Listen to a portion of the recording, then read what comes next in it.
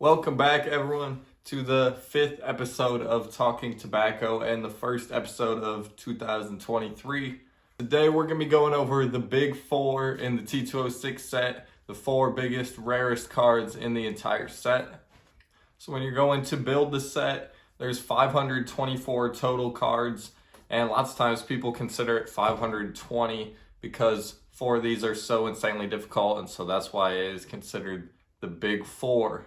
So I'm going to go over those kind of one by one. They all have their own story. I'll kind of give some pop counts and stuff like that. And that'll be the video. All right, we're starting off with the most recognizable of all these cards. It's going to be the Wagner. This one, everyone knows this card.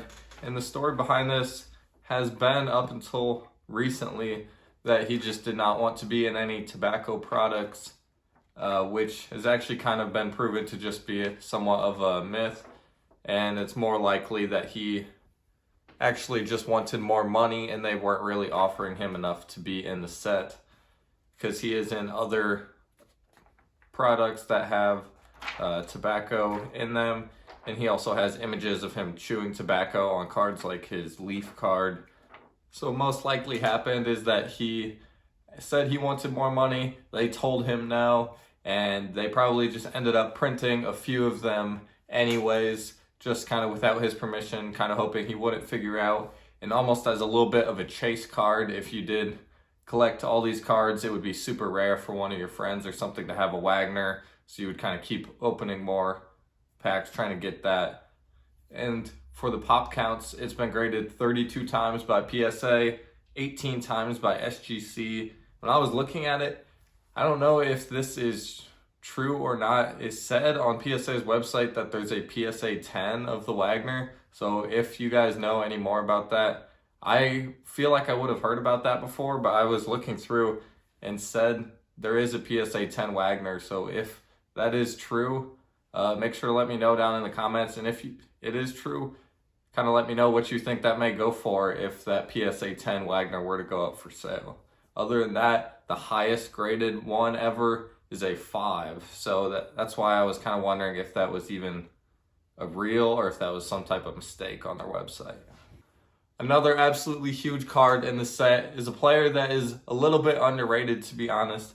Eddie Plank. He's one of the best pitchers of all time, one of the most dominant left-handed pitchers, and was very good pre-war. And Plank ended up winning over 300 games. He finished with 326 wins with a 2.3 ERA, and he pitched about 4,500 innings. So he definitely pitched a lot with a very low ERA, and is one of kind of the underappreciated players of the era, just because his T206 card is so rare that not many people really know who he is or know his story. And the Plank, a lot like the Wagner, has kind of a bit of a myth behind it. The story for that has always been told that the printing plate for it was broken and that they just never replaced it, which is more likely not the case.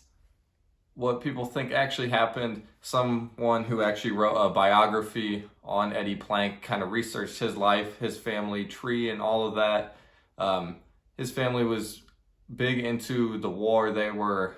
Lots of his family was soldiers, and they fought in the Civil War. Like his grandfather, I believe, fought in the Civil War, and basically he didn't want to be produced by any company that was from the South. So basically all of his cards, if you find any of them, were, if you look, produced in states that were a part of the Union in the North. So that's a little bit of a fun fact, I guess, about Eddie Plank. Kind of why he has so few cards is because lots of the cards like the T206s were printed in like North and South Carolina, in the South states, and so that is why he just doesn't have many. And like the Wagner, they probably just printed a few kind of without his permission and then pulled it after, a couple hundred maybe being printed, something like that. But it's just insanely rare, hard to find, but an awesome looking card with the blue background portrait. There's 71 of them graded by PSA, 38 graded by SGC, and this one is very, very tough to find. Last year in 2022, there was 4 sales of the Plank at major auction houses. They were all SGC Authentics, and they all went between $50,000 and $125,000 just for an authentic. The last number grade one here in 2021, I'm looking at a chart here.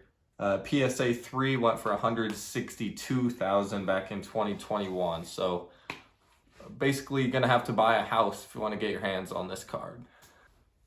And next we're moving on to another historic card. This is the Maggie, I believe is how you pronounce it, the green portrait. And it's a little bit of a different story than the first two cards that we talked about today. This one was actually an error. They actually misspelled his name on a portion of the cards that were printed. His name is correctly spelled Magee, and they had spelled it Magie on the error variation. That was believed to only be printed in the Piedmont 150 backs, so it was an error that was kind of corrected pretty early on, and only a few hundred of them got out reportedly. As far as pop counts, there's 116 graded by PSA and 83 by SGC, so it is a little bit more common than like the Plank and the Wagner, but not easy at all to get your hands on these. I believe it's still in the 5 to 10,000 range for like a low grade one. Something lots of people don't know about Maggie is that he was actually a star player himself. He was actually pretty good in his day. He was one of the better players in the league. Not an all-time great, but that kind of makes his card have a bit of an increase in value. And if you can find this error variation, especially, which basically all of them have been tracked down, I would assume at this point, Maggie's just one of the most awesome cards in the entire set. And if you're looking for one of these big four, it's going to be the most attainable by a good margin. All right, and finally, we have come around to the rarest card in the entire T206 set. This card, most people don't even know about it. I believe he's just a common. It's a Doyle, and this one is also just an error, but this is the rarest card in the entire T206 set. Way rarer actually than the Wagner, way rarer than the Plank. There's only 8 examples known to exist of this card ever. They have them all tracked basically, so people know this is Doyle 1, 2, 3, 4, 5, 6, 7, 8. They have them all tracked so they know Doyle 3 sold in whatever year, say 2019, 2016. So they basically track every single sale of this card because it's so incredibly tough, and it's just an error. Normal card at the bottom reads Doyle, New York, and the error will read Doyle, New York, so NY, and then say National, NATL, which is actually an error because he was in the American League. So that's all that really is with the error. It will just say NATL there down at the bottom. But that's what makes this card so rare.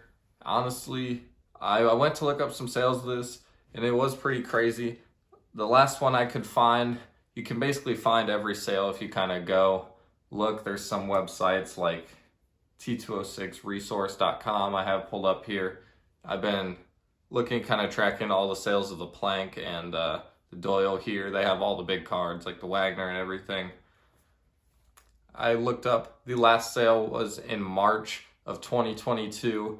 A PSA 2 went for just over $1 million. It's $1,030,000 and some change at a Mile High auction. So that's just insane. Insane price. I would never pay that honestly for a common, but let me know what you guys think. I at least believe he was a common. He's at least definitely, in my mind, not worth $1 million. But if you're trying to complete the set, there's only 8 of them. So if you have cards that are truly that rare and there's that much demand for them, they can be worth up to $1 million. Wanted to say a big thank you to everyone watching. Really appreciate you guys checking out the videos. It's been a little bit slow starting off 2023. Got friends in town, birthday, new car, holidays, got everything going on. So kind of been busy the past couple weeks. Hoping for a good year though. I've got a lot of stuff planned for 2023 for the channel and for myself. Can't wait to get into this with all you guys. I have some big plans for the channel. Gonna be doing a lot more card show videos, a lot more videos like this, and some newer stuff that you guys will see in the near future. And I kind of be getting my own card studio type thing here once I get into my apartment. So I'll have that new setup coming at some point here in the near future. So stay tuned for that. And like I said, thank you guys for checking out the videos. I'll see you guys later. Bye.